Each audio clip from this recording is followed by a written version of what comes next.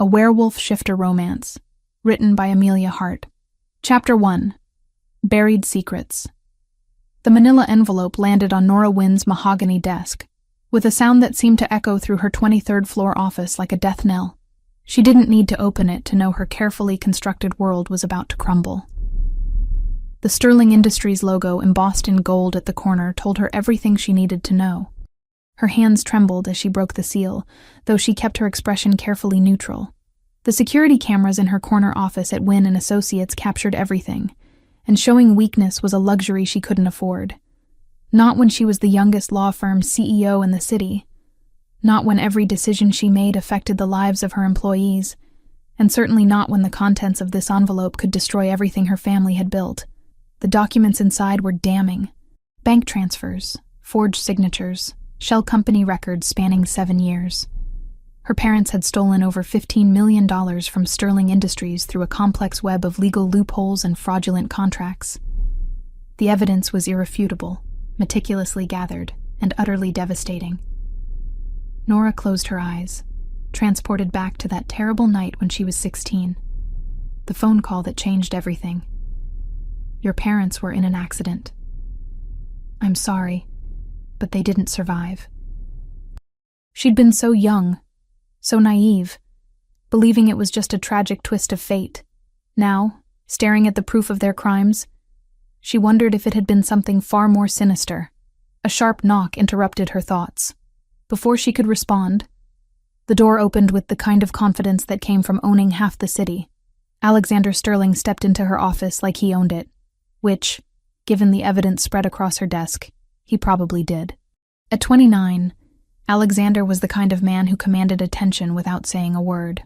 6 feet 2 inches of lean muscle wrapped in a perfectly tailored charcoal suit that probably cost more than most people's cars. His black hair was styled with casual precision, and those amber eyes held an intelligence that made her feel exposed, vulnerable in ways she didn't understand. "Miss Wynn," he said, his voice carrying an undertone of authority that made something deep in her chest flutter with unease. "I believe we need to talk." Nora stood, grateful for the height her heels gave her, though she still had to tilt her head back to meet his gaze. "Mr. Sterling, I wasn't expecting you." "No, I imagine you weren't." His eyes swept over the documents she'd spread across her desk, and she saw something flicker there. Satisfaction? Disappointment? "Though I suspect you know why I'm here." She gestured to the chair across from her desk. But he remained standing, hands clasped behind his back in a pose that radiated controlled power. The afternoon sunlight streaming through her floor-to-ceiling windows seemed to gather around him, highlighting the sharp angles of his face and the predatory stillness in his posture. "The evidence is quite thorough," Nora said, proud that her voice remained steady. "Though I have to ask why you're bringing this to me instead of the authorities." Alexander's lips curved in something that wasn't quite a smile.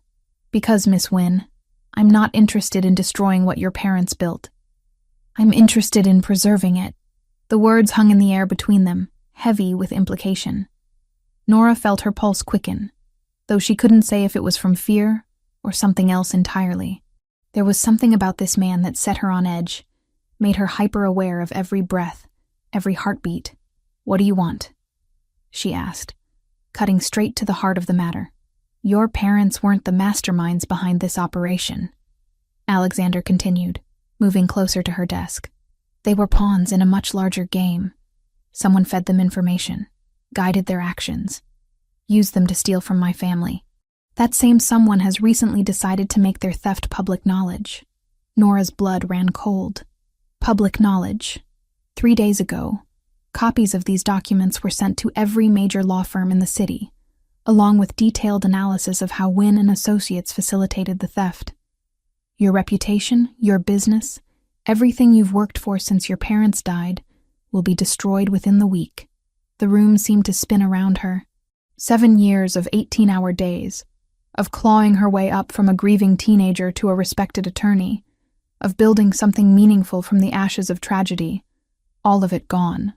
"Unless," she whispered, because there was always an unless with men like Alexander Sterling. He leaned back against her desk, close enough that she caught his scent, something woodsy and wild that made her head swim. Unless you help me solve a very delicate political problem. Political? The shifter community operates on trust, Miss Wynne. Trust in bloodlines, in alliances, in the stability of our leaders. Your family has served our kind for over a century, keeping our secrets, protecting our interests. That relationship has value, even if your parents made some questionable choices near the end. Shifter community. The words confirmed what she'd always suspected, but never dared ask. Wynne and Associates had always been different from other law firms. Their clients were more than wealthy. They were powerful in ways that defied normal understanding. Meetings that happened during full moons, contracts written in languages she didn't recognize, confidentiality agreements that seemed to carry the weight of life and death. "You're offering to suppress the evidence," she said slowly. "I'm offering you a chance to restore your family's honor while solving both our problems." Alexander's amber eyes seemed to glow in the afternoon light. "Marriage, Miss Wynne. 2 years, purely business, designed to show the community that the Sterling and Wynne families have resolved their differences amicably." The words hit her like a physical blow. Marriage? A contract marriage. You continue running your firm. I continue building my empire. In public, we present a united front. In private, we maintain professional distance. After 2 years, we divorce quietly, and you're free to live your life with your reputation intact. Nora stepped back from the desk, from him, needing space to think. And if I refuse? Something dangerous flickered in Alexander's eyes. Gone so quickly she might have imagined it. Then tomorrow morning, every newspaper in the city will run front-page stories about the Wynne family's betrayal of their shifter clients. Your firm will lose every account within 48 hours. The legal community will shun you. And the people your parents stole from, people who value honor above all else, will make sure you never practice law again anywhere. The threat was delivered so casually, so matter-of-factly, that it took her breath away. This wasn't just about money or reputation. This was about survival in a world she was only beginning to understand. The shifter community, she said carefully. How extensive is it? More extensive than you realize. More powerful than you can imagine. And more dangerous than you want to discover. Alexander straightened, adjusting his cufflinks with movements that seemed deceptively casual. Your parents knew the risks when they chose to steal from us. You get to choose whether to honor their memory or let their mistakes destroy everything they tried to build. Nora stared at the evidence scattered across her desk, at the man who held her future in his hands, at the choice that wasn't really a choice at all. 2 years of her life in exchange for everything she'd worked for. A marriage of convenience to a man who radiated danger and made her pulse race with just his presence. "I need time to think," she said finally. Alexander checked his watch, a gesture that somehow managed to be both elegant and threatening. "You have until 9 o'clock tomorrow morning. If you agree, we'll announce our engagement at the Meridian Gala tomorrow night. If not, the morning papers will have quite the story to tell." He moved toward the door with fluid grace, pausing only to look back at her over his shoulder. "Oh, and Miss Wynne, don't make the mistake of thinking you can run from this. There's nowhere you could go that would be beyond my reach." The door closed behind him with a soft click, leaving Nora alone with the wreckage of her assumptions and the impossible choice before her. Outside her windows, the city continued its daily rhythm, oblivious to the fact that her world had just been turned upside down by a man whose amber eyes seemed to see straight through her soul. She sank into her chair, staring at the documents that condemned her parents, and the business card Alexander had left behind. Sterling Industries. Alexander Sterling, CEO. In small print at the bottom, words that made her blood run cold. Serving the shifter community since 1847. 2 years. She could survive 2 years of anything, couldn't she? Chapter 2. Gilded Chains.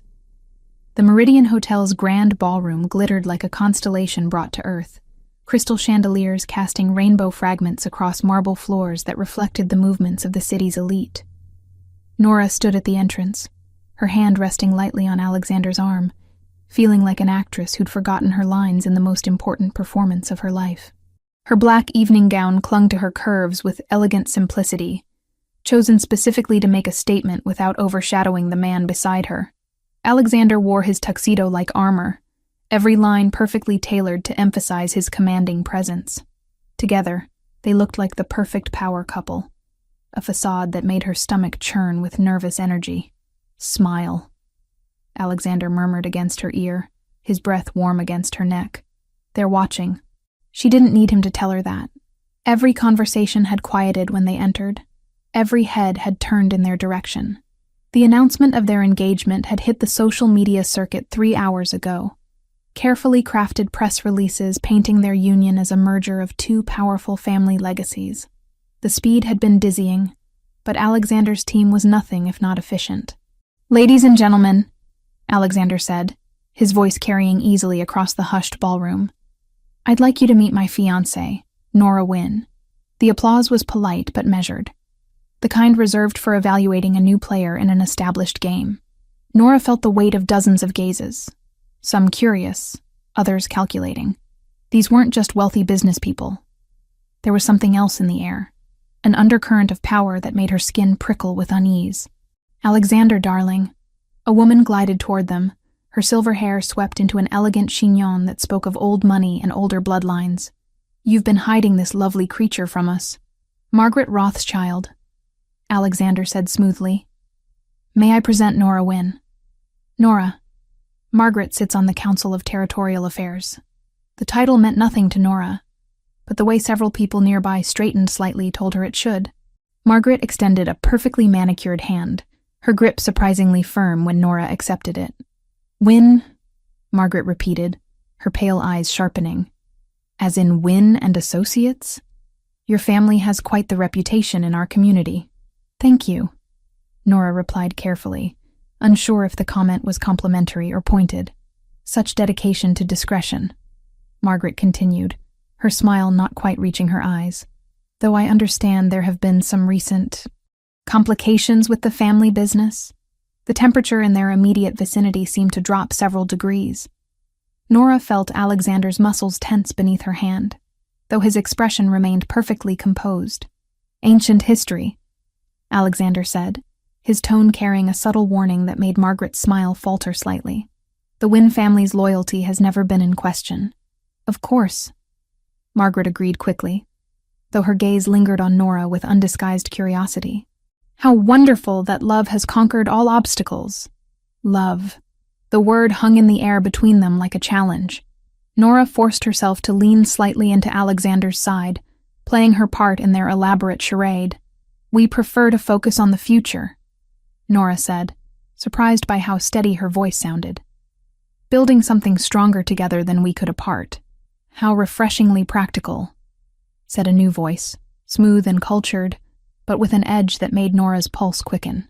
She turned to find a man approaching, late 30s with silver threads in his dark hair and eyes that seemed to catalog every detail of her appearance. "James Morrison, pleased to meet you. I represent certain interests in the Territory Management Division." Another title that sounded important in ways she didn't understand. Alexander's grip on her hand tightened almost imperceptibly. "James," Alexander acknowledged with polite coolness. "I wasn't expecting to see you tonight." "Oh, I wouldn't miss it," James replied, his gaze fixed on Nora. "It's not every day that such an unexpected alliance is announced. Tell me, Miss Wynne, what convinced you that Mr. Sterling was worthy of your family's trust?" The question was loaded with implications she couldn't quite grasp, but the challenge in his tone was unmistakable. Around them, conversations had quieted again, as if the entire room was waiting for her answer. "Perhaps," Nora said carefully, "the question should be what convinced him that I was worthy of his." Something flashed in James's eyes, surprise or approval. She couldn't tell which. Several people nearby exchanged glances, and she caught fragments of whispered conversations in languages that didn't sound entirely human. "Interesting," James murmured. "Very interesting indeed."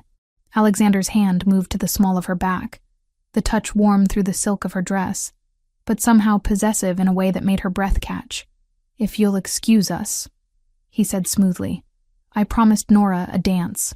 He guided her toward the dance floor without waiting for a response, his movements fluid and confident. Other couples made space for them as they took position in the center of the floor, the orchestra beginning a waltz that seemed to emphasize their every movement. "You did well," Alexander murmured as he pulled her into his arms, one hand at her waist, the other engulfing her fingers. "James was testing you." "Testing me for what?" she asked, acutely aware of how perfectly she fit against him, how his scent seemed to wrap around her like an embrace. "To see if you understand the rules of the game we're playing." His amber eyes caught the light as they moved, and for a moment she felt dizzy, lost in depths that seemed to swirl with golden fire. "These people aren't just wealthy, Nora. They're part of something much older, much more complex than normal society. The shifter community," she said quietly, the words feeling strange on her tongue. "The territorial elite," Alexander corrected. "Alphas and their families, council members, those who make decisions that affect thousands of lives. They're evaluating whether you're strong enough to be part of their world." His hand tightened on her waist as he spun her in a move that brought their bodies closer together, her free hand coming to rest on his shoulder. She could feel the solid muscle beneath his jacket, the heat radiating from his skin, and something else. Something that made every nerve ending in her body come alive with awareness. "Strong enough how?" she managed to ask, though speaking was becoming difficult as the dance continued. "Watch," Alexander said softly. She followed his gaze to see James Morrison approaching an elderly man near the bar. As James spoke, the older man's posture straightened, his head tilting slightly to the side in a gesture that looked almost submissive. "James just gave him an order," Alexander explained, his voice barely audible over the music. "And he obeyed without question. How is that possible?" "Authority," Alexander said simply. "Some people are born to lead, others to follow. It's not conscious, not deliberate, but it's as real as gravity." As if to demonstrate his point, a waiter appeared at the edge of the dance floor, offering champagne without being summoned. Alexander didn't even look at him, simply nodded slightly, and the man retreated immediately. "You didn't say anything," Nora observed, increasingly aware of the strange undercurrents flowing through the ballroom around them. "I didn't need to." Alexander's eyes met hers again, and she felt that strange flutter in her chest, as if something inside her was responding to him on a level deeper than conscious thought. Some things don't require words. The dance ended, but he didn't immediately release her. For a moment they stood there, her hand still in his arm still around her waist, while the rest of the room seemed to fade into background noise. She was intensely aware of his proximity, of the way her pulse had accelerated, of the heat building low in her belly that had nothing to do with the crowded ballroom. "Nora," he said, and her name on his lips sounded different somehow, weighted with meaning she couldn't interpret. "Mr. Sterling." A bright voice cut through whatever moment they'd been sharing, and Nora stepped back as a young woman approached them. Blonde, beautiful, with the kind of effortless elegance that spoke of good breeding and better connections. What a lovely surprise. Alexander's expression shuddered immediately, his professional mask sliding back into place. "Victoria, I didn't realize you were back from Europe." Victoria. The name sent a chill down Nora's spine, though she couldn't say why. The woman looked harmless enough, dressed in a stunning red gown that complemented her fair complexion, but something about her smile set Nora's teeth on edge. "I couldn't stay away once I heard the news," Victoria said, her gaze flicking to Nora with barely concealed assessment. "You must be the famous Nora Wynne. How delightful to finally meet you." The word "finally" carried implications that made Nora's skin crawl, but she maintained her composure. "I'm afraid you have me at a disadvantage," she said politely. "Victoria Pemberton," the woman replied, extending her hand with practiced grace. "Alexander and I go way back, don't we, darling?" The endearment hung in the air like a poisoned dart, and Nora felt Alexander tense beside her. Whatever history these two shared, it was complicated and recent enough to still sting. "Ancient history," Alexander said coolly, echoing his earlier dismissal of Margaret's probing questions. Victoria laughed, a sound like silver bells that somehow managed to be entirely without warmth. "Oh, Alexander. Always so dramatic. Though I have to say, your choice in fiancé is unexpected." "In what way?" Nora asked, her voice carefully neutral despite the irritation building in her chest. Victoria's smile sharpened. Well, considering the family circumstances, I would have thought Alexander might prefer someone with a more stable background. But then again, love makes fools of us all, doesn't it? The insult was delivered with such sweet precision that it took Nora's breath away. Around them, she was suddenly aware of listening ears, watching eyes, waiting to see how she would respond to the challenge. Stability is overrated, Nora replied evenly. I find that the most interesting people are those who've faced adversity and chosen to rise above it rather than hiding behind their family names. Victoria's expression flickered, just for a moment, revealing something sharp and dangerous beneath her perfect facade. How wonderfully philosophical, she said. I do hope philosophy will be enough when the real challenges begin. Before Nora could ask what she meant, Victoria had melted back into the crowd, leaving behind the lingering scent of expensive perfume and unspoken threats.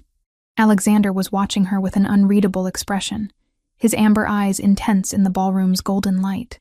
Old girlfriend? Nora asked, trying to keep her tone light. Something like that, Alexander replied, his jaw tight. Nothing you need to worry about. But as they made their way through the rest of the evening's introductions and polite conversations, Nora couldn't shake the feeling that Victoria Pemberton was exactly the kind of problem she should be worried about. Chapter 3. Unexpected Sanctuaries.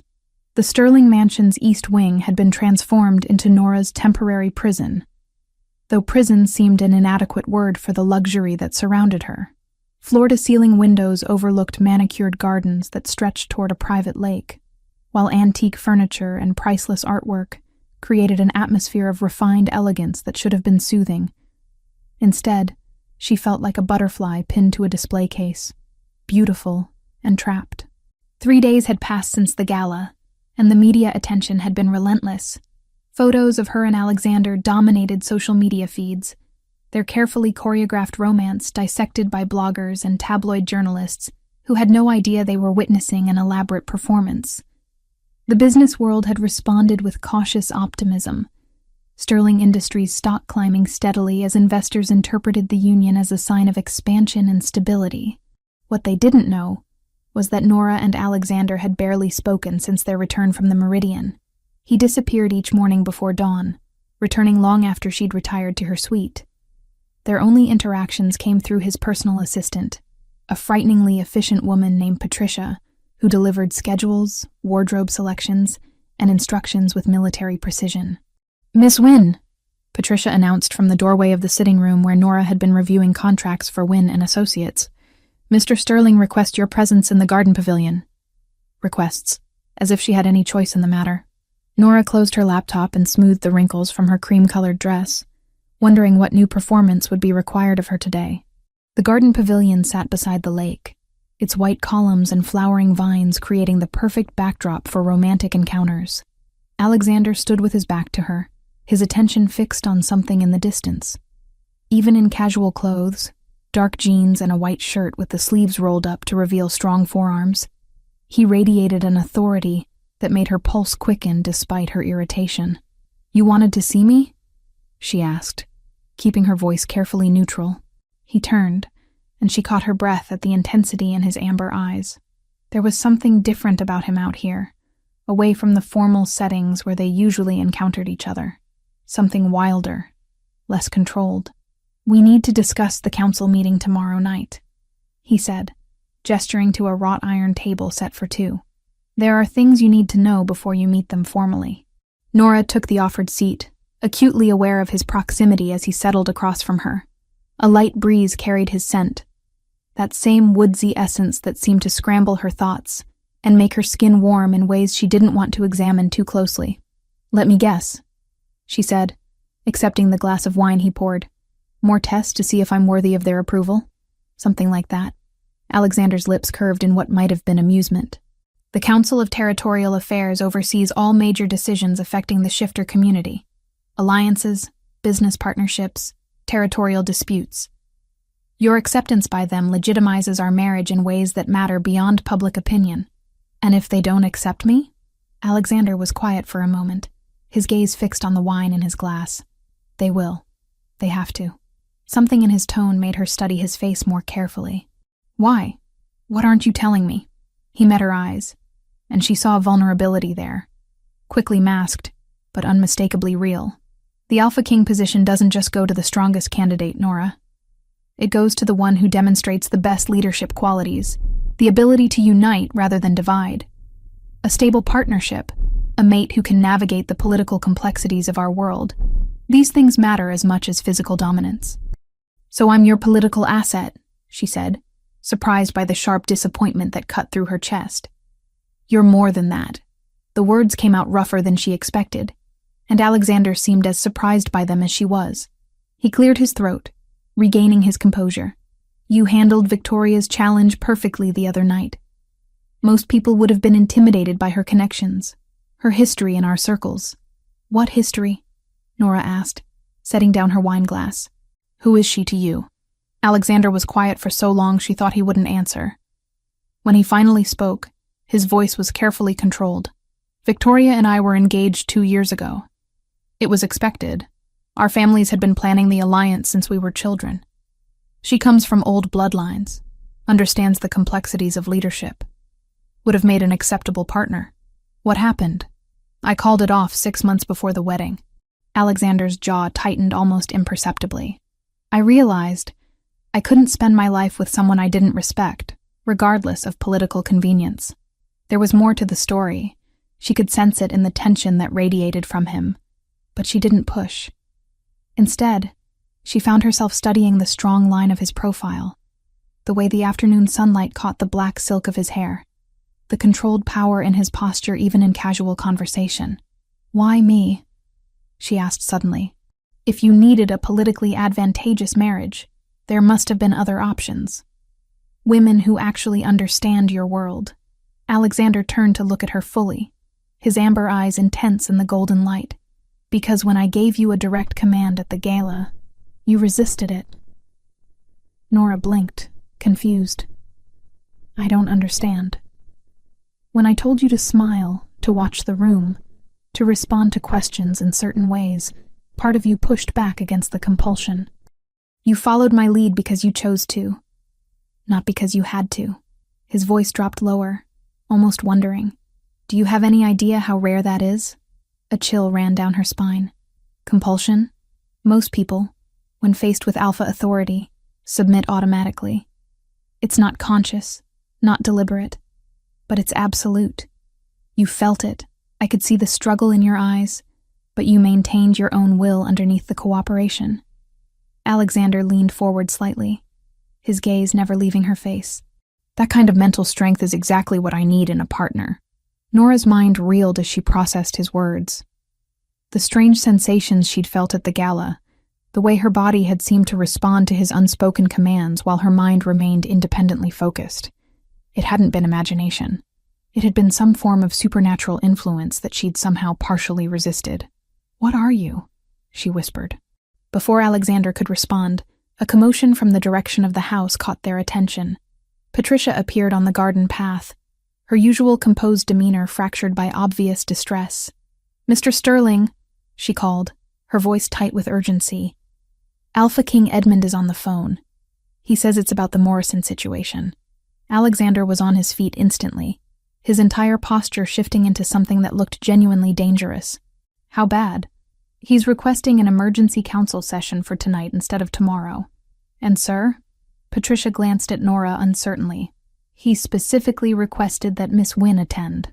The wineglass slipped from Nora's suddenly nerveless fingers, shattering against the stone patio with a sound that seemed unnaturally loud in the tense silence that followed. Alexander's attention snapped back to her, and she saw something in his expression that looked almost like fear. What's the Morrison situation? She managed to ask.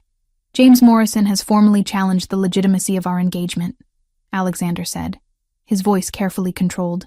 He's claiming that your family's recent difficulties make you unfit to be the mate of a potential Alpha King. Nora felt the blood drain from her face. Can he do that? He can try. Alexander moved around the table to her side, offering his hand to help her stand. When their skin made contact, she felt that strange electric sensation again.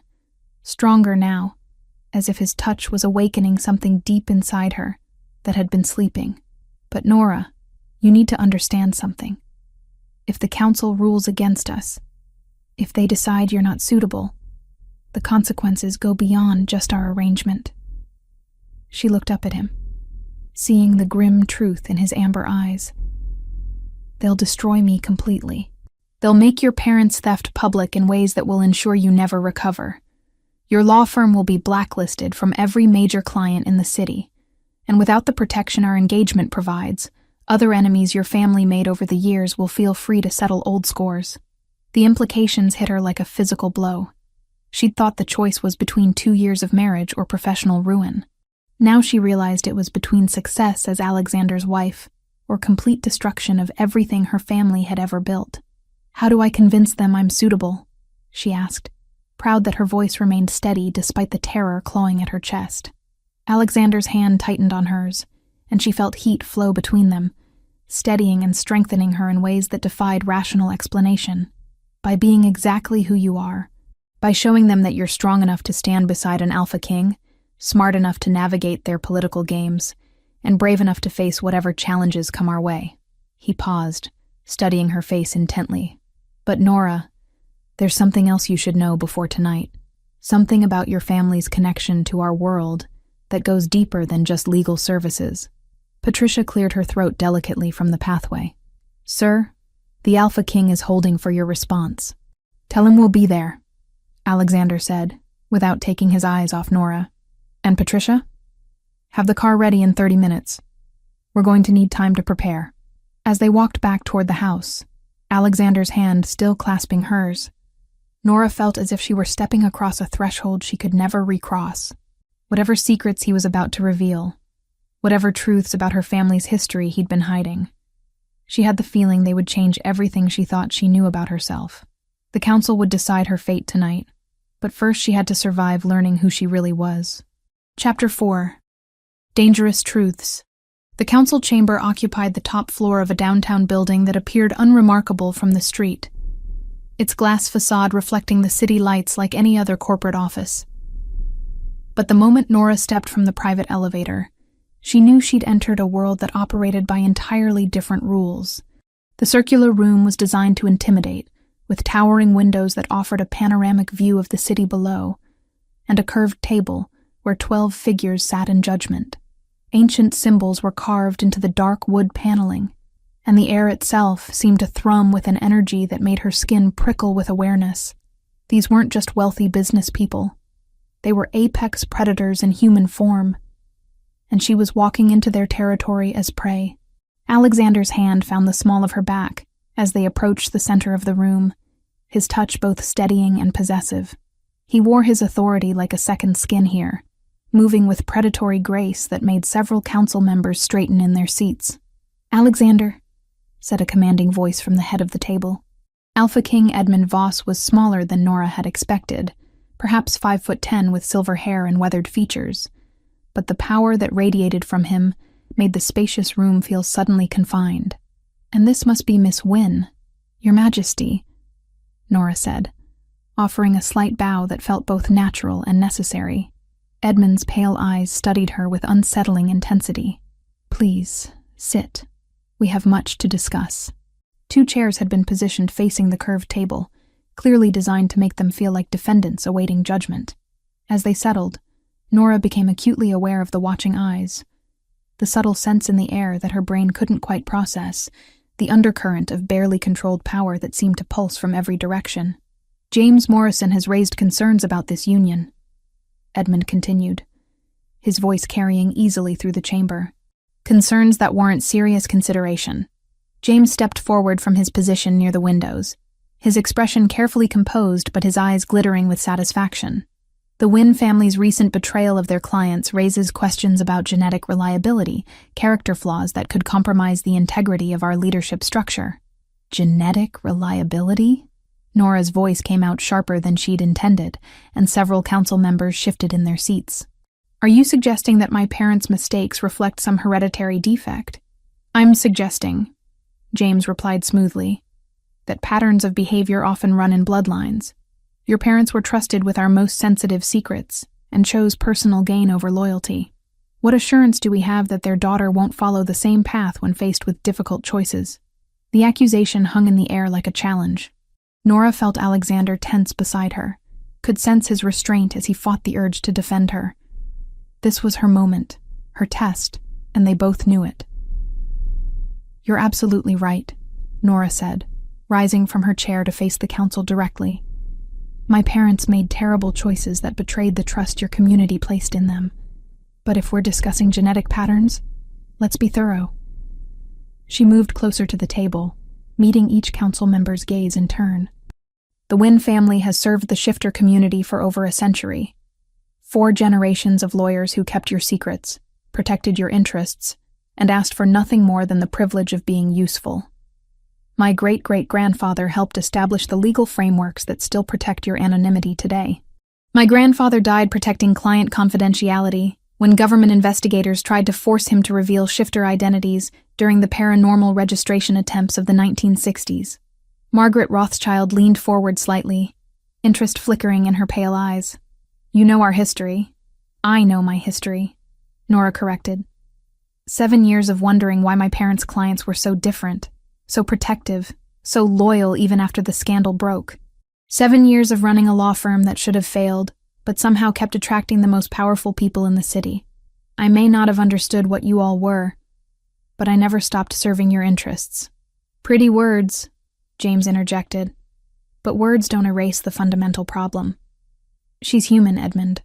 Weak, short-lived, incapable of producing heirs who can truly carry on alpha bloodlines. How can we entrust our future to someone who isn't even part of our species?" Something cold and sharp flowed through Nora's chest at the casual dismissal. "You're right," she said quietly. "I am human, but I'm also the woman who's been protecting your legal interests for 7 years without fully understanding what I was protecting. I'm the person who could have exposed every one of you after my parents died, when I was angry and grieving and desperate for answers. Instead, I chose loyalty to clients I didn't even know were shifters." She turned to face Alexander, seeing something like pride burning in his amber eyes. "And I'm the woman your future Alpha King chose.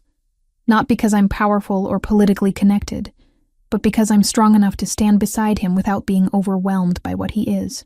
Demonstrate that strength," Edmund said suddenly, his voice cutting through the tension like a blade. "Alexander, give her a direct command." Something she would naturally resist. Alexander's face went rigid. "Edmund, I don't think—" "Now!" the Alpha King commanded, his voice carrying a weight of authority that made every person in the room go still. Alexander stood slowly, his movements predatory and deliberate. When he spoke, his voice carried an undertone of power that seemed to reverberate through Nora's bones. "Kneel!"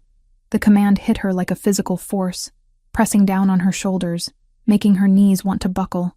Every instinct screamed at her to obey, to drop to the floor and submit to the dominance radiating from the man she was supposed to marry. The compulsion was overwhelming, irresistible, absolute. Except it wasn't. Nora felt the pressure, acknowledged it, then set her jaw and remained standing. "No!" Gasps echoed through the chamber. Several council members half rose from their seats, their faces shocked. James Morrison's mouth fell open in undisguised amazement. "Remarkable," Edmund breathed. "Alexander, increase the pressure." Alexander's eyes flashed with genuine gold, no longer entirely human. When he spoke again, the command carried enough force to make the windows rattle. "Kneel, Nora. Now." The compulsion slammed into her like a tidal wave, making her vision blur and her breath catch. Sweat broke out across her forehead as she fought against the supernatural pressure trying to force her to the ground. Her hands shook with the effort of resistance, and she could feel something inside her chest responding to his power, recognizing it, wanting to answer it, but her will remained her own. "No," she repeated, her voice steadier than she felt. "I choose to stand." Edmund began to laugh, a sound of genuine delight that filled the chamber. "Extraordinary. In 3 centuries, I have never seen a human resist alpha compulsion so completely." "She's not entirely human," said a new voice from the shadows near the back of the room. An elderly woman stepped forward, her silver hair braided with small bones and feathers. her eyes the pale blue of winter ice. The old blood runs in her veins, faint but present. Nora's leg suddenly felt weak, not from the compulsion but from shock. "What are you talking about?" "The Wynn line carries wolfless shifter genetics," the woman continued, her voice carrying an accent that seemed older than the English language itself. "Dormant for generations, bred so thin most would never suspect. But it's there. That's why you can resist alpha commands, why you feel the pull of the supernatural world so strongly." The revelation hit Nora like a physical blow. Everything she'd believed about her identity, her humanity, her place in the world, crumbling in an instant. "That's impossible." "Is it?" Alexander asked softly, moving closer to her. "Think about it, Nora. Your family's century-long dedication to serving our kind, your natural ability to keep our secrets, your resistance to compulsion. Doesn't it make more sense than coincidence?" "Wolfless shifters are incredibly rare," Edmund added, his eyes bright with interest. "Most die out within a few generations because they can't shift, can't fully access their supernatural heritage. But occasionally, under the right circumstances, the dormant abilities can awaken." "What circumstances?" Nora whispered, though part of her already knew the answer. "A true mate bond with a powerful alpha," the elderly woman replied. "The kind of connection that transcends political convenience or physical attraction. Soul-deep recognition that awakens what was always meant to be." Nora's gaze snapped to Alexander, seeing something in his expression that made her heart race for entirely new reasons. The attraction she'd been fighting, the electric sensation whenever they touched, the way her body seemed to respond to his presence even when her mind remained independent. It wasn't just chemistry, it was recognition. "The vote," Edmund announced, his voice carrying across the suddenly silent chamber, "will be unanimous.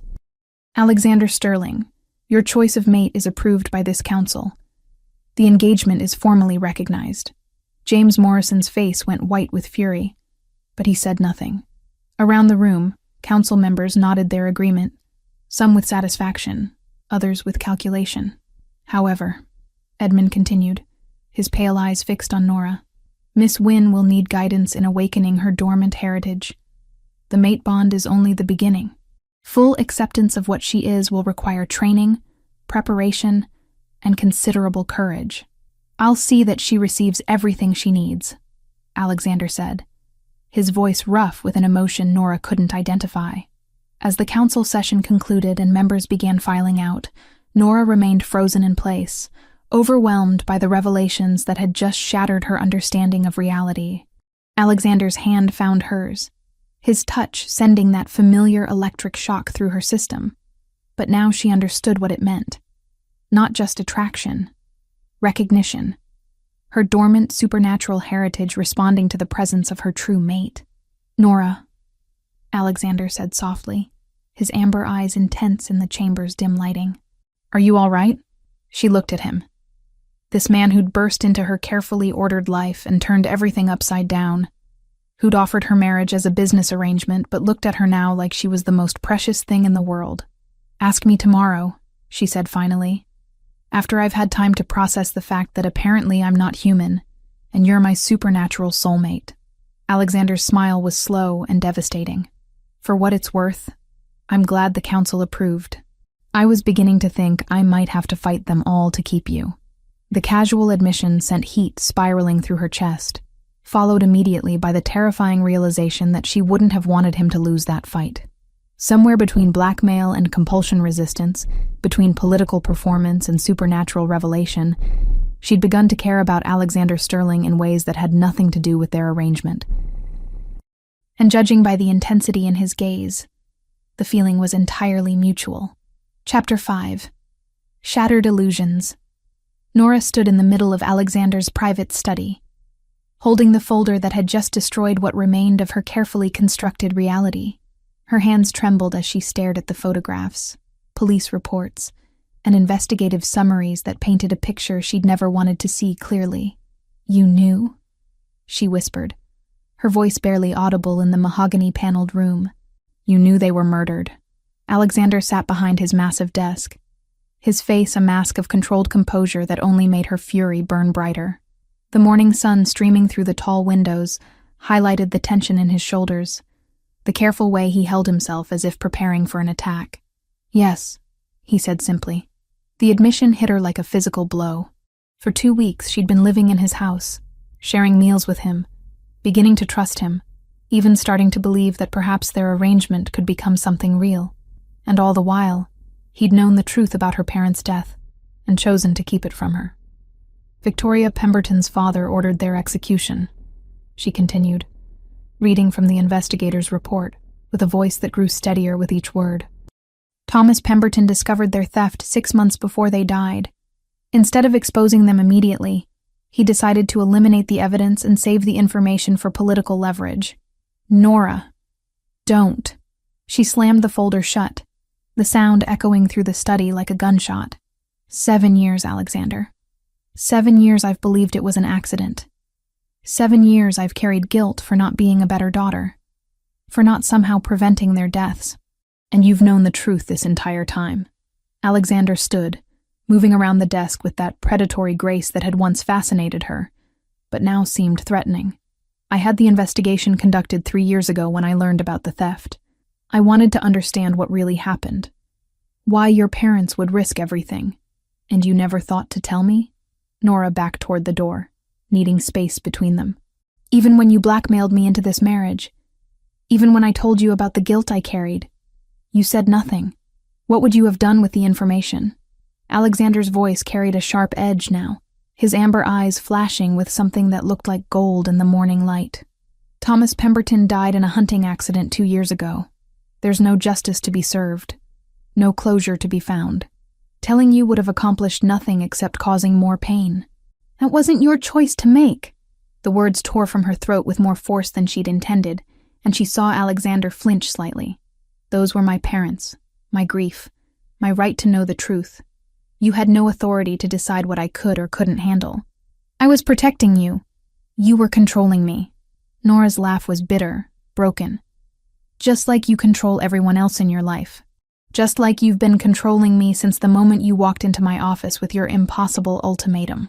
Alexander's face went very still, the kind of dangerous quiet that made her instincts scream warnings she was too angry to heed.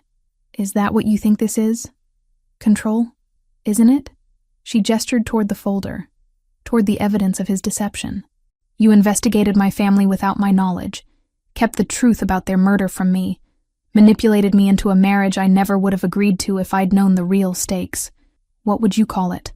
"Protection," Alexander said, his voice dropping to a growl that made something deep in her chest respond despite her fury. "Care for someone too stubborn to accept help when she needs it. Ensuring that the woman He stopped abruptly, jaw clenching as if he'd said more than he intended. "The woman you what?" Nora demanded, stepping closer despite every rational instinct telling her to flee. "The woman you needed for political advancement? The woman whose family heritage made her useful for your ambitions? The woman I've fallen in love with," Alexander said quietly, the words hitting the air between them like dropped stones. "Despite every logical reason why I shouldn't, despite knowing you'd probably hate me when you learned the truth, despite the fact that our entire relationship started as a lie." The confession stopped her cold, all her righteous anger freezing in her chest. She stared at him, searching his face for signs of manipulation, of calculated emotional warfare, but found only raw honesty that made her heart clench with unwanted longing. "Don't," she whispered. "Don't say things like that now, not when—" The study door burst open, and Patricia rushed in with uncharacteristic urgency. "Mr. Sterling, Alpha King Edmund is on the secure line. He says it's about the succession announcement." Alexander's attention snapped to his assistant, his body going rigid. "Now? He's calling an emergency session for tonight. All potential candidates are being summoned immediately." Patricia's gaze flickered to Nora, uncertainty clear in her expression. "He specifically mentioned that this concerns recent intelligence about threats to the territory." Nora felt the blood drain from her face. Edmund had mentioned that Alexander was one of 3 candidates for the Alpha King position, but she'd assumed the selection process would take months, not days. "Intelligence?" Alexander asked, already moving toward his desk phone. "The Morrison faction has been gathering support from neighboring territories. There are rumors of an alliance being formed against your candidacy specifically. Patricia glanced at Nora again. And, sir? There have been incidents involving Miss Wynn's security detail. What kind of incidents? The authority in Alexander's voice made the air itself seem to vibrate with tension. 2 of our perimeter guards were found unconscious this morning. No injuries, but they have no memory of what happened. Professional work, Alpha. Someone wanted access to the estate and had the skills to get it. Nora's legs suddenly felt weak. Someone was trying to get to me. Alexander was beside her in an instant, his hands gripping her shoulders with gentle strength. You're safe. No one got close to the house, and our interior security was never compromised. But even as he said the words, she could see the worry in his amber eyes, the way his jaw tightened with protective fury. The political games she thought were distant, abstract threats were suddenly very real and very personal. I need to go, she said, pulling away from his touch. I need time to think, to process everything that's happened. Nora, you can't leave now. Not with threats against you. Not with the council session tonight. I can't stay either. She moved toward the door, desperate for space, for air, for somewhere she could think clearly without Alexander's presence scrambling her thoughts. I need to go back to my apartment, to my office, somewhere that feels real. It's not safe. Nothing about this is safe. The words exploded from her with all the force of her accumulated fear and confusion. Not the threats. Not the politics. Not whatever this thing is between us that I can't think straight around. I need distance, Alexander. I need to figure out who I am, when I'm not drowning in supernatural politics and mate bonds and all the other impossible things you've brought into my life. Alexander's face went carefully blank, but she caught the flash of pain that flickered through his eyes. If that's what you need. The easy acquiescence somehow hurt worse than if he'd argued with her. She stared at him, this man who'd turned her world upside down, who'd lied to her and protected her and claimed to love her all in the same breath. The council session. We'll proceed as planned, Alexander finished. I'll handle Edmund's questions about your absence. And us? Alexander was quiet for a long moment, his gaze fixed on something beyond the tall windows. When he finally spoke, his voice was carefully controlled. When you're ready to talk, you know where to find me. As Nora walked out of the study, out of the Sterling mansion, out of the carefully protected world Alexander had built around her, she felt something tear in her chest, physical pain that had nothing to do with her broken heart, and everything to do with the supernatural connection she was only beginning to understand. By the time she reached her car, the pain had intensified to a sharp ache that made it difficult to breathe. She drove through the city streets with white knuckles and blurred vision, telling herself it was just emotional distress, just the trauma of learning the truth about her parents' murder. But as the distance between her and Alexander grew, as the mate bond stretched and strained against the separation, Nora began to understand that some connections couldn't be severed by anger or betrayal or even conscious choice. Some bonds, once forged, became part of your very survival. She was about to learn just how dangerous it was to test the limits of such connections. Chapter 6. Blood and Fire. The abandoned warehouse on the outskirts of the city should have been Nora's first warning that something was wrong.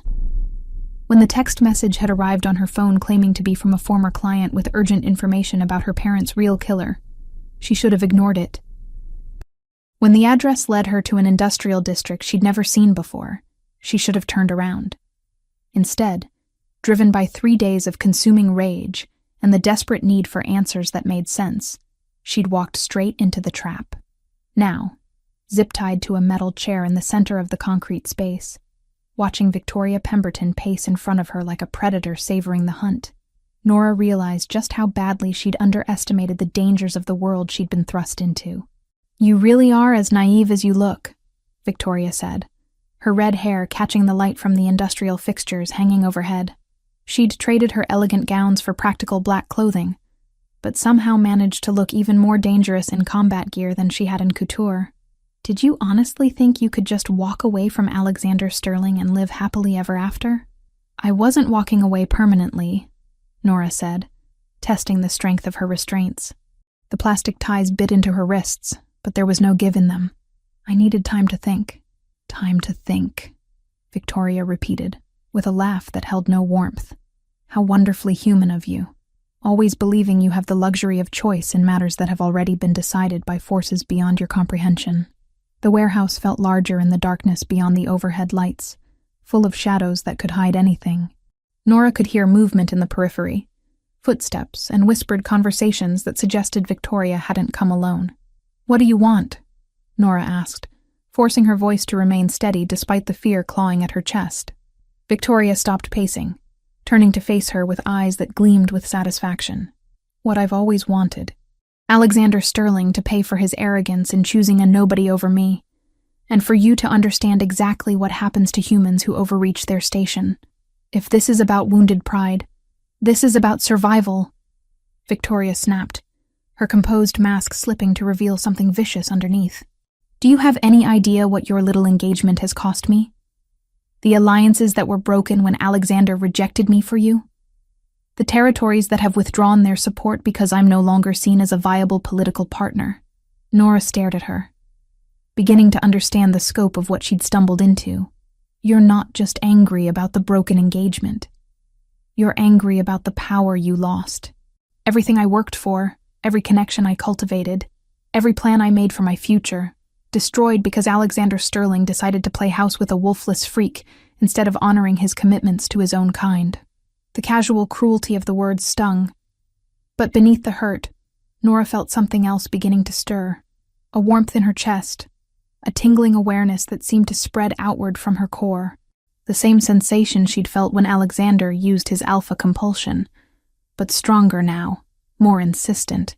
"So you're going to kill me," Nora said, keeping Victoria talking while she tried to understand what was happening to her body.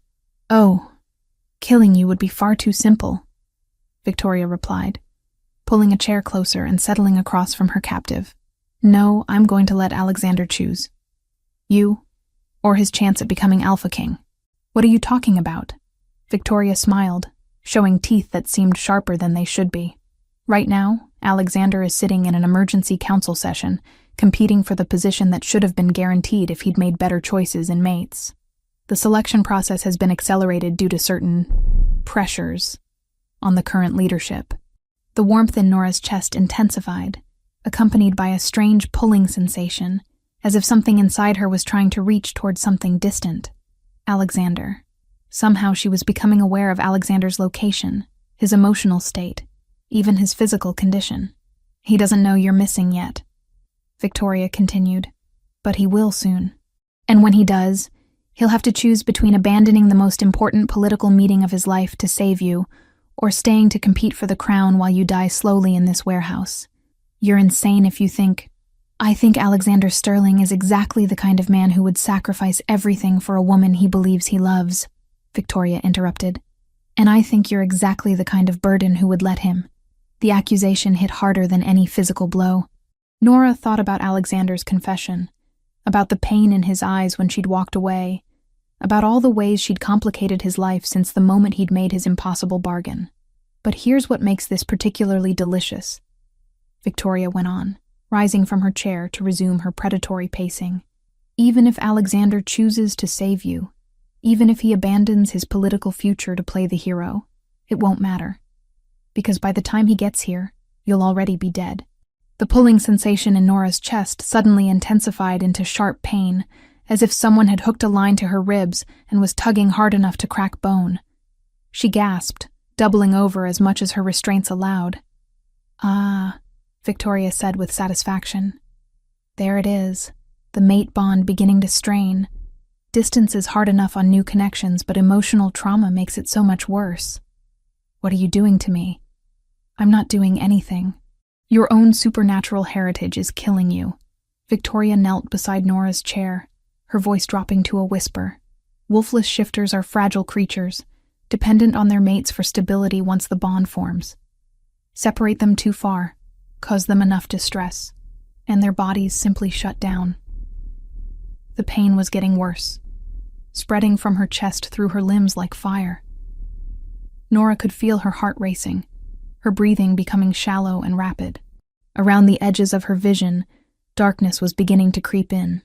"The beautiful irony," Victoria continued, is that Alexander could save you simply by being here. His presence would stabilize the bond, ease the physiological stress, but he doesn't know you're in trouble. And by the time he figures it out, it'll be too late. He'll come, Nora managed through gritted teeth. Maybe, but first he'll have to realize you're missing, then figure out where you are, then get here before the bond stress kills you. All while missing the most important political opportunity of his life. Victoria's smile was triumphant. Either way, I win. Either he loses his chance at the crown saving you, or he loses you trying to claim it. The pain spiked again, and Nora felt something shift inside her chest, as if a crucial connection was beginning to fray. But with the agony came something else, something that felt like electricity running beneath her skin. Her senses sharpened suddenly, allowing her to hear heartbeats in the darkness beyond the lights, to smell the fierce sweat of Victoria's accomplices, to feel the subtle vibrations of movement through the concrete floor. "You made one mistake," Nora said, her voice steadier than it had any right to be given the fire consuming her from within. "Oh? And what's that?" "You assumed I was helpless." The plastic zip ties snapped like paper as strength flooded through Nora's arms. She surged to her feet, the metal chair clattering away behind her, and Victoria stumbled backward in shock. "Impossible," Victoria breathed. "You're wolfless. I can't shift," Nora agreed, flexing her hands and watching in amazement as her fingernails extended into claws that gleamed in the industrial lighting. "But apparently I can do this." The transformation was unlike anything she could have imagined. Not the full shift that true shifters experienced, but something else. Something that enhanced her human form with supernatural strength and speed, while leaving her fundamentally herself. Her senses exploded outward, mapping the warehouse in perfect detail, identifying the locations of 5 other people hiding in the shadows. "Get her!" Victoria screamed, backing toward the darkness. 3 men emerged from the shadows, moving with inhuman speed, their eyes glowing with the reflected light of predators. But Nora was faster now, her enhanced reflexes allowing her to dodge their attacks and counter with strength that sent them flying into concrete walls with sickening thuds. The 4th attacker came at her from behind, but she spun and caught him by the throat, lifting him off his feet with one hand. The casual display of power sent the 5th man scrambling for the exit. "This is what you were afraid of," Nora said, turning back to Victoria, who had pressed herself against the far wall. "Not that I was weak, but that I might be strong enough to threaten you." "You don't understand the forces you're playing with," Victoria snarled, but her voice shook with fear now instead of confidence. "There are others, alliances you can't imagine. Then they can come find me," Nora replied. "But right now, you're going to tell me exactly who else was involved in my parents' murder, and what other games you've been playing with Alexander's life." The warehouse door exploded inward with a sound like thunder, and Alexander burst through with a fury that made the air itself seem to vibrate. His eyes blazed with pure gold, no longer human, and the power radiating from him made Victoria drop to her knees in instinctive submission. "Nora," he breathed, covering the distance between them in inhuman strides. When his hands found her face, when his presence enveloped her like a warm embrace, the pain in her chest finally eased. The mate bond, strained to its breaking point, settled back into place with an almost audible snap. "I felt you," he said, his voice rough with emotion. "The bond, the pain, the moment you awakened. I left the council session the second I realized what was happening. Your chance at the crown means nothing if I lose you." Alexander pulled her against his chest, his arms tightening around her, as if he could shield her from the entire world. "Nothing matters if I lose you." As Victoria's remaining accomplices surrendered, and the immediate danger passed, Nora realized that her awakening had changed everything. Not just her abilities, not just her understanding of what she was, but her perspective on what truly mattered. The choice between love and power wasn't really a choice at all. Not when love was the source of all real strength. Chapter 7. Crown of Hearts. The Sterling Mansion's grand ballroom had been transformed into something that resembled both a wedding chapel and a coronation hall, with white silk draping from the crystal chandeliers and hundreds of candles casting golden light across the marble floors. Representatives from every major shifter territory in North America filled the space, their formal attire unable to disguise the predatory awareness that marked them as apex creatures. Nora stood before an antique mirror in the mansion's master suite, adjusting the intricate silver circlet that would mark her as Alexander's claimed mate. The delicate metalwork incorporated ancient symbols she was only beginning to understand, each curve and line representing promises that would bind her life to his in ways that transcended legal marriage.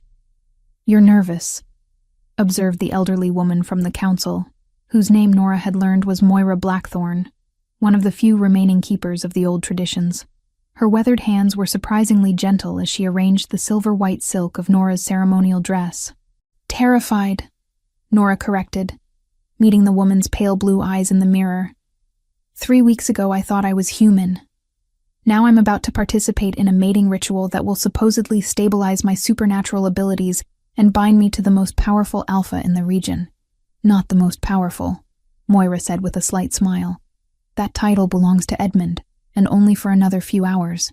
But Alexander will be the strongest alpha king we've had in generations, especially with you beside him. I still don't understand how I'm supposed to help him rule.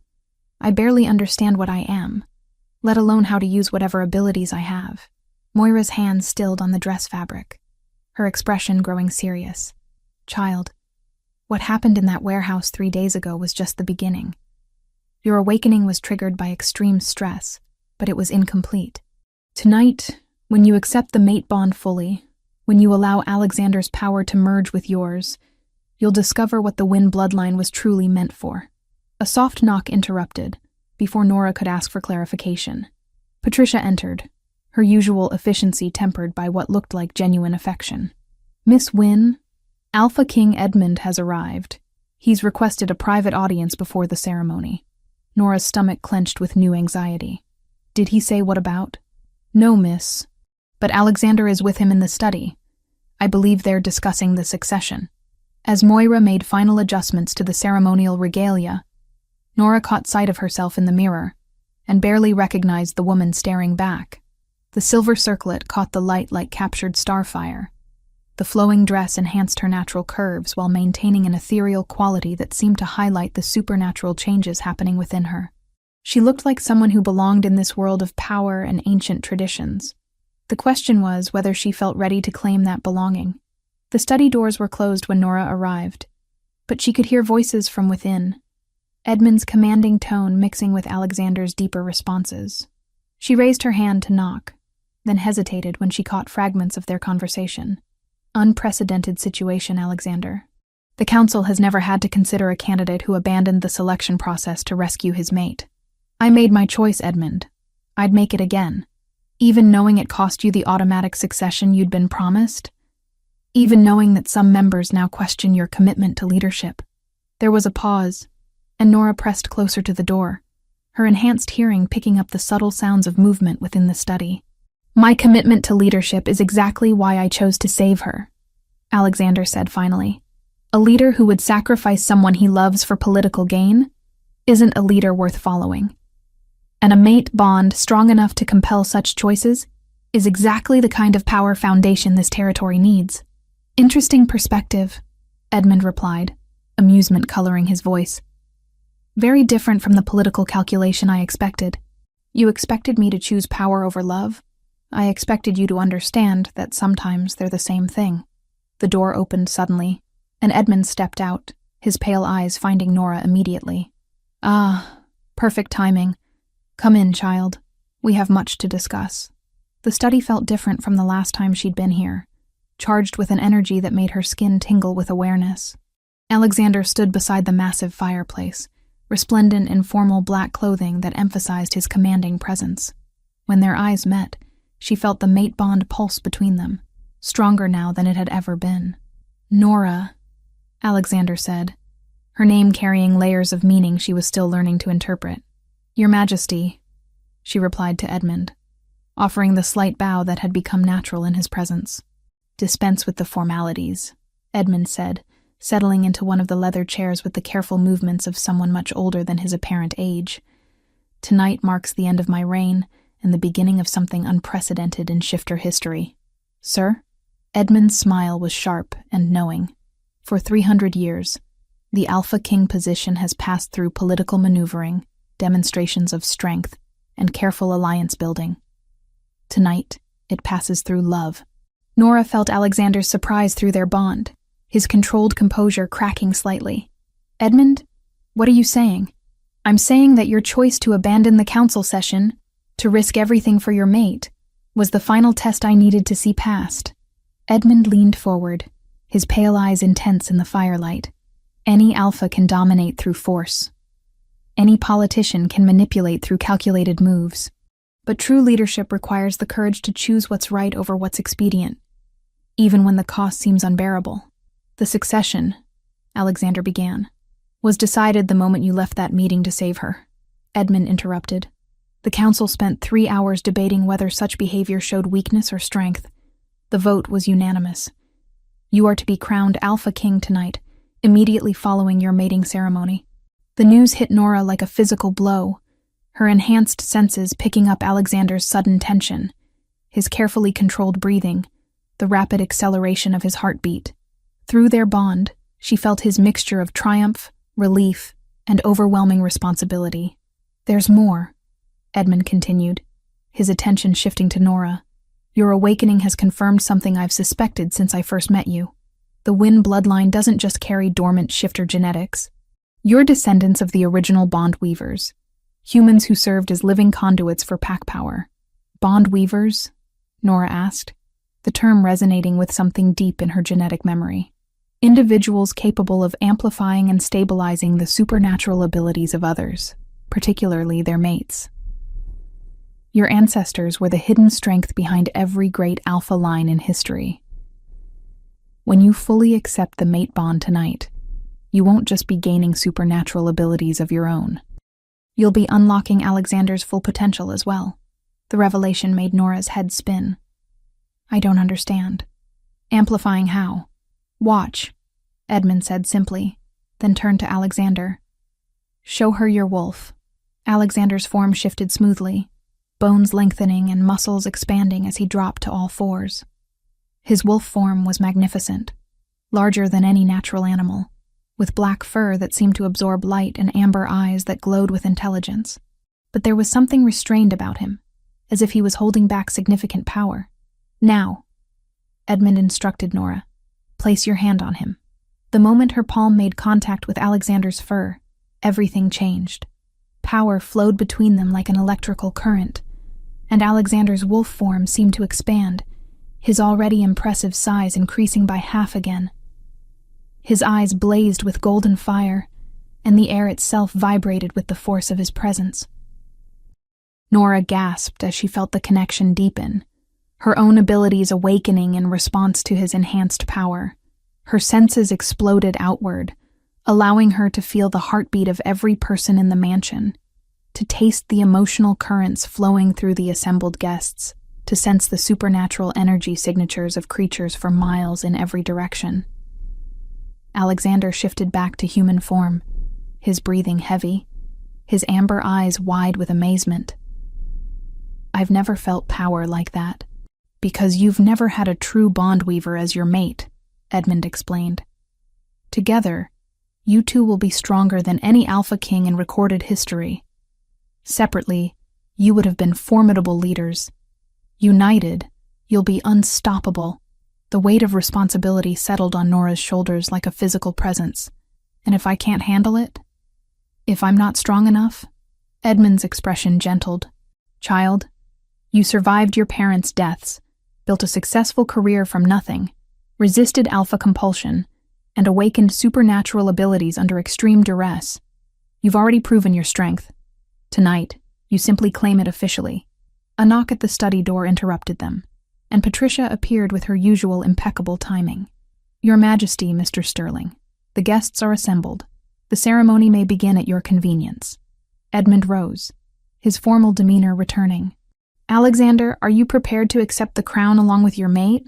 With Nora beside me, I'm prepared for anything. And you, Miss Wynn? Are you ready to become Queen Luna to the most powerful shifter territory in North America? Nora looked at Alexander, seeing her own mix of terror and determination reflected in his amber eyes. The mate bond hummed between them, no longer just a connection but a source of shared strength that made the impossible feel achievable.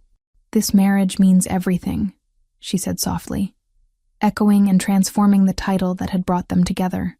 "And yes, I'm ready." As they walked toward the ballroom where their future awaited, Nora realized that somewhere between blackmail and supernatural awakening, between political arrangements and genuine love, she had found exactly where she belonged.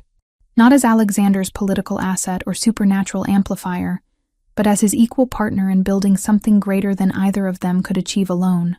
The ceremony that would bind them together was about to begin, and their real journey was just starting. Chapter 8. Forever Bound. 6 months later, Nora stood on the terrace of the Sterling penthouse, watching the sun set over a city that had become truly hers. The view from the top floor of Sterling Tower encompassed the entire territory that she and Alexander now ruled together, stretching from the urban center where human and shifter businesses operated side by side, to the wilderness preserves where packs could run free under the moon. The transformation hadn't been easy. Assuming the role of Queen Luna, while simultaneously learning to control her awakened abilities, had pushed her to limits she hadn't known existed. But with Alexander's steady presence anchoring her, with the mate bond providing both strength and stability, she'd not only survived the transition, but flourished in it. The council meeting ran long.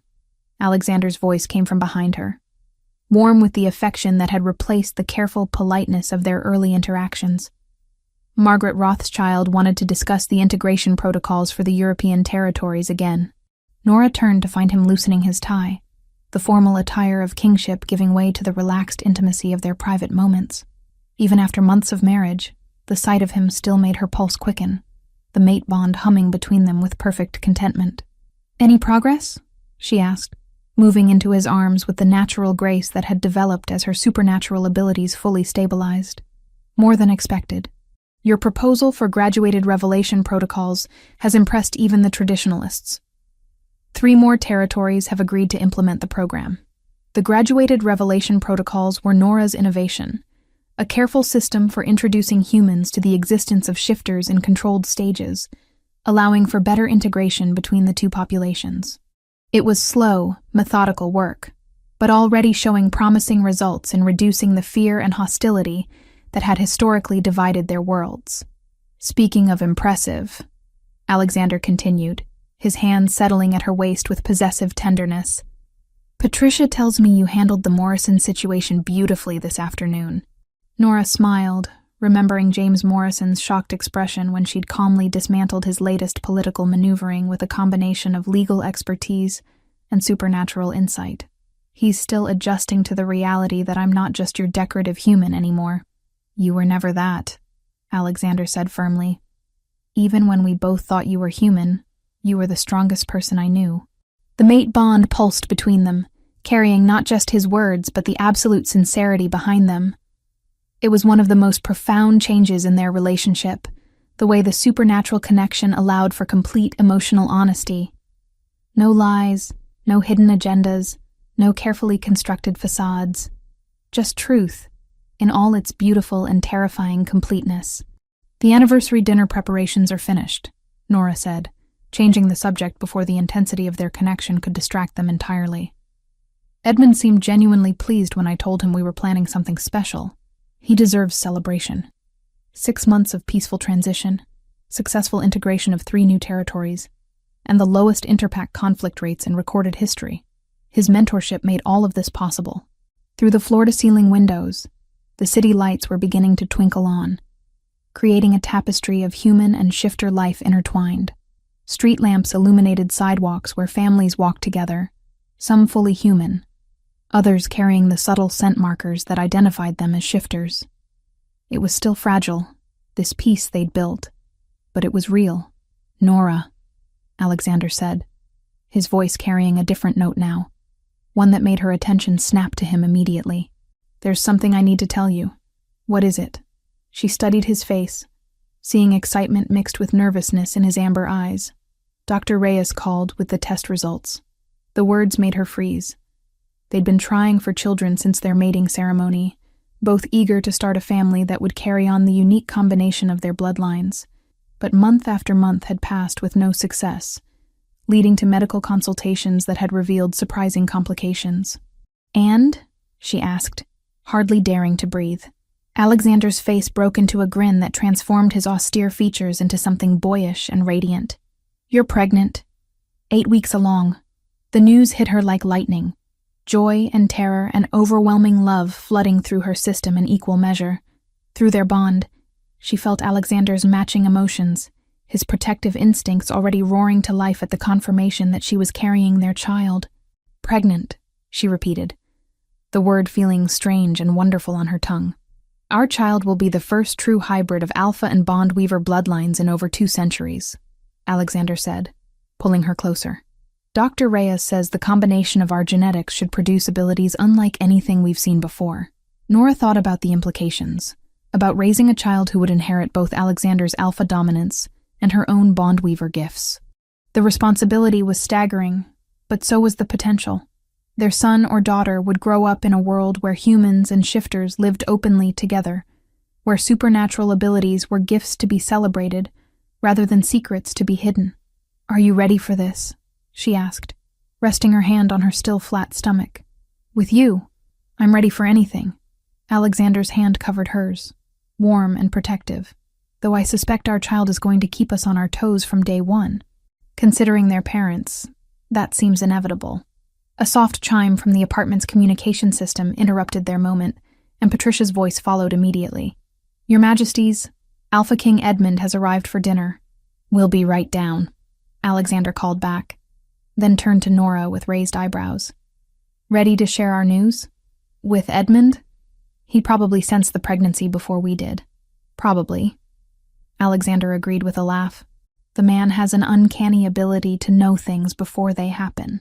As they prepared to rejoin the world of royal responsibilities and political complexities, Nora took a moment to absorb the magnitude of how much her life had changed. 6 months ago, she'd been a lonely lawyer running a struggling firm, carrying the weight of her parents' betrayal and believing herself to be fundamentally broken. Now she was Queen Luna to the most powerful shifter territory in North America, pregnant with a child who would reshape the supernatural world, and mated to a man who loved her with a completeness that still took her breath away. "Do you ever regret it?" she asked as they walked toward the elevator that would take them to the formal dining room. "The way we started, all the manipulation and blackmail and political necessity." Alexander stopped walking, turning to face her with an expression of such tender intensity that her heart clenched. "Never. Not for a single moment, even though you could have chosen anyone? Someone who understood your world from the beginning? Someone who wouldn't have needed months of training and adjustment?" "Nora," he said, framing her face with his hands. "You are my world.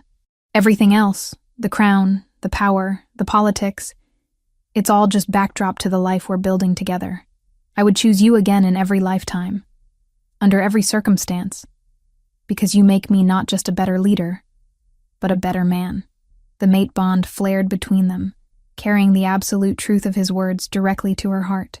In response, she sent back her own truth, the love that had grown from blackmail and business arrangement into something that transcended every barrier they'd faced.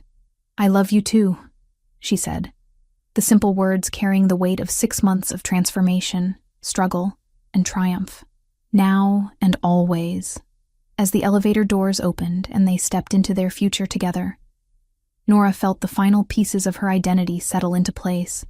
She was no longer the broken woman who'd been abandoned at an altar years ago, no longer the struggling lawyer trying to honor her parents' tainted legacy. She was Nora Sterling, Queen Luna, Bond Weaver, and soon-to-be mother to a child who would bridge 2 worlds. But most importantly, she was Alexander's mate, his equal partner in love and power, chosen not for political convenience but for the strength of her heart and the courage of her spirit. The dinner with Edmund passed in a blur of congratulations and planning for the future, the old Alpha King's delight in their news evident in every word and gesture. As the evening wound down and they retired to their private quarters, Nora found herself thinking about the title that had brought them together. "This marriage means nothing," Alexander had said coldly all those months ago. how wrong they'd both been. This marriage meant everything, had become the foundation upon which they'd built not just their own happiness, but a better world for everyone who would come after them. And as Alexander pulled her into his arms in the privacy of their bedroom, as the mate bond settled around them like a warm embrace, Nora knew that some stories were worth every moment of pain and uncertainty it took to reach their perfect ending.